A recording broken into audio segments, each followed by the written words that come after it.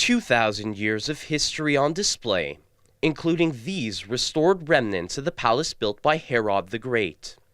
The designated Roman king of Judea ruled only a few decades before the birth of Jesus.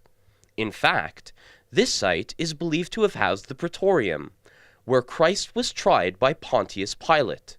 This ahead of his crucifixion and subsequent resurrection, which Christians will mark with the Easter holiday. If you look in the scriptures, you have John 19, you have Luke 23, and you have Mark 15.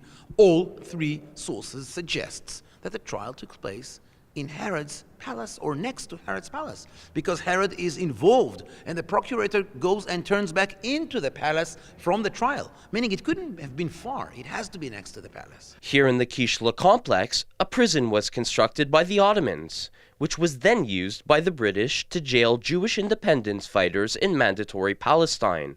We opened the building, it was amazing because it was still a jail, just like it was during the mandate period.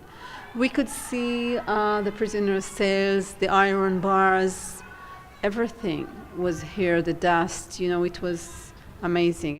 In 1999, Israeli archaeologists dug, hand by hand, layer by layer, to uncover the palace, which was considered the most magnificent in the entire Roman Empire. Among other findings, a fortification wall erected by King Hezekiah in the 8th century BCE, which sheds new light on the size of biblical Jerusalem, and the remains of a structure built 600 years later by the Hashmonites, who controlled the city after the Maccabean revolt. Layer upon layer, they discovered more and more about the history of the place, about Jerusalem. And this is what's unique about Jerusalem, because it's like a huge secret.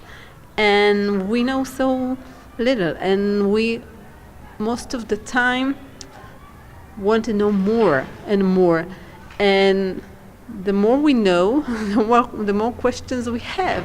So much packed into one small place, a timeline of Jerusalem's rich history.